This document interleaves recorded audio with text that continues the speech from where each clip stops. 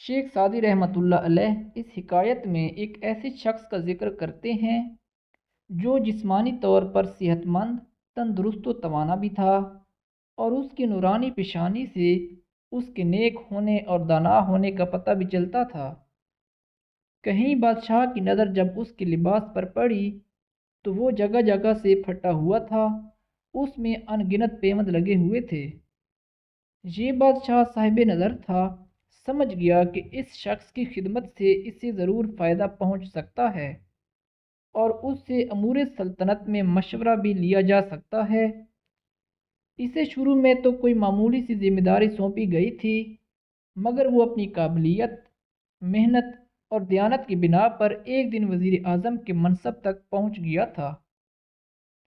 ایسی صورتحال میں حاسد ضرور پیدا ہو جاتے ہیں۔ وزیر اعظم کے حاسدوں کو بھی یہ شخص کھٹکنے لگا تھا، مگر وہ کوشش کے باوجود اس درویش صفت وزیر اعظم کا کچھ نہ بگاڑ سکتے تھے۔ پھر ایک حاسد وزیر اس میں اس طرح کامیاب ہوا کہ بادشاہ کے دو غلام ایسے تھے جو بہت خوبصورت تھے اور بادشاہ کے منظور نظر تھے۔ درویش وزیر اعظم کی ان سے دوستی ہو گئی۔ یہ دونوں غلام وزیر اعظم کی حکمت و دانائی اور نیکی کے باعث اس کی بہت عزت کرتے تھے۔ وزیر اعظم بھی ان سے شفقت اور محبت سے پیش آتا تھا۔ حاسد وزیر نے بادشاہ کے کان بھرے کہ وزیر اعظم ان دو غلاموں کو بادشاہ کے خلاف بھڑکا رہا ہے۔ بادشاہ ایسی باتوں پر دھیان نہ دیتا تھا۔ اس نے حاسد وزیر کو کئی بار جھڑک دیا تھا۔ پھر ایک روز جب بادشاہ اور وزراء سب اکٹھے بیٹھے ہوئے تھے اور وہ دونوں خوبصورت غلام بھی موجود تھے، وزیر اعظم نے غلام کی طرف نظر اٹھا کر دیکھا تو غلام مسکرایا۔ حاسد وزیر نے یہ منظر بادشاہ کو دکھا کر یہ تاثر دیا کہ وزیر اعظم اور غلام اشاروں میں باتیں کر رہے تھے جو آداب شاہی کے خلاف تھا۔ بادشاہ کو غصہ آ گیا۔ اس نے درویش وزیر اعظم کو سزا دینے کا سوچ تو لیا تھا، مگر وہ پوری تحقیق کے بعد ایسا کرنا چاہتا تھا۔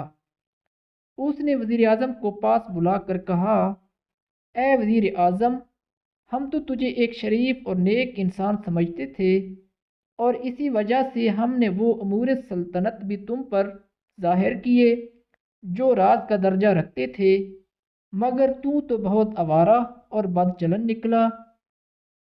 تو غلام کے ساتھ اشارہ بازی کر رہا تھا، اب خود یہ فیصلہ کر لے تجھے کیا سزا دی جائے۔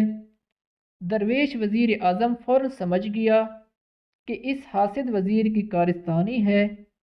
وہ بڑے ادب اور تحمل سے بولا، بادشاہ سلامت، آپ صاحب اختیار ہیں، جو سزا دینا چاہیں دے سکتے ہیں، مگر میں یہ ضرور عرض کرنے کی اجازت چاہوں گا کہ آپ کے ان دو غلاموں سے میل ملاقات کا یہ مطلب ہرگز نہیں جس کا آپ نے اشارہ فرمایا۔ دراصل بات یہ ہے کہ میں بھی ایام جوانی میں آپ کے ان غلاموں کی طرح خوبصورت تھا۔ میں ان کو جب دیکھتا ہوں تو مجھے اپنی جوانی اور خوبصورتی کا گزرا ہوا زمانہ یاد آ جاتا ہے۔ میں ان دونوں سے باتیں کر کے ان سنہری یادوں سے لطف اندوز ہوتا ہوں۔ بادشاہ کو یقین آ گیا کہ درویش وزیر اعظم جو کہہ رہا تھا وہ سچ تھا۔ وزیر اعظم کو انعام و اکرام سے نوازنے کے بعد اس حاسد وزیر کو سزا دی گئی۔ حضرت شیخ سعدی رحمۃ اللہ علیہ نے اس حکایت میں دو اصول بتائے ہیں۔ پہلا اصول تو یہ ہے کہ محبت، دیانت اور دانائی انسان کو دنیاوی ترقی کے زینے طے کرنے میں مدد دیتے ہیں، اور دوسرا اصول حکمرانوں کے لیے ہے کہ وہ جب تک پوری تحقیق نہ کر لیں کسی ایسے کارندے کو سزا نہ دیں جس کے خلاف اس کے حاسدوں نے سازش کے تحت شکایات کا دفتر کھول دیا ہو۔ تو اس واقعے سے ہمیں یہ سبق ملتا ہے کہ جیت ہمیشہ حق کی ہوتی ہے۔ حاسد کی طرف سے جھوٹی تہمت کی اصلیت ظاہر ہو جاتی ہے۔